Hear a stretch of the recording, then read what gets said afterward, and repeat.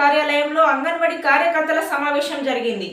ఈ సమావేశానికి ముఖ్య అతిథిగా హాజరైన సిడిపిఓ నిర్మల మాట్లాడుతూ అంగన్వాడీ పరిధిలోని ప్రతి ఒక్కరూ కేంద్రంలో హాజరు కావాలని, పిల్లల ఆరోగ్యాభివృద్ధి కోసం న్యూట్రిషన్లో ఎలాంటి లోటు లేకుండా చూడాలని పేర్కొన్నారు.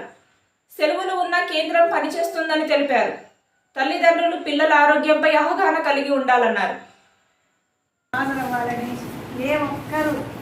ఏ ఒక్కరు రాకుండా అటెండెన్స్ వేయకూడదని, ఖచ్చితంగా ఉన్న పిల్లలందరినీ హాజరయ్యేటట్టు చేసుకోవాలని, ఎవ్వరు కూడా అంగన్వాడీ పరిధిలో ఉన్న పిల్లలు ఒక్కరిని కూడా వదిలిపెట్టకుండా అంగన్వాడీ సర్వీసెస్ ఇవ్వాలి. అది కూడా క్వాలిటీ సర్వీసెస్ ఇవ్వాలి. వాళ్ళతో క్లోజ్ మానిటర్ చేయాలి.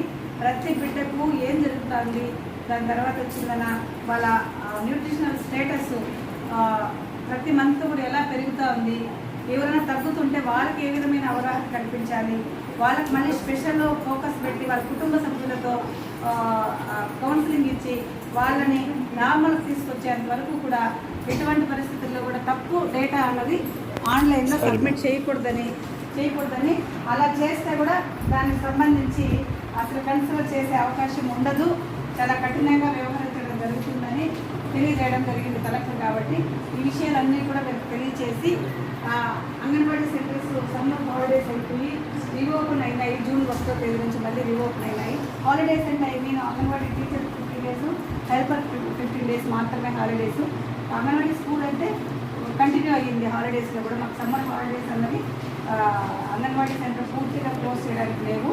కాబట్టి ఈ సమ్మర్ హాలిడేస్ అంగన్వాడీ టీచర్ 15 రోజులు తీసుకొని మళ్ళీ రీజాయిన్ అయ్యారు, మళ్ళీ వాళ్ళ విధుల్లో రీజాయిన్ అయ్యారు. కాబట్టి వాళ్ళకి ఇప్పుడు చేయవలసినటువంటి వాళ్ళ విధి విధానాలన్నీ కూడా వాళ్ళకి తెలియచెప్పి ప్రతి అంగన్వాడీ కేంద్రం పరిధిలో కూడా ఖచ్చితమైన బయటి ఐసిడిఎస్ సర్వీసెస్ అన్ని అందించే విధంగా తెలియజేయడం జరిగింది.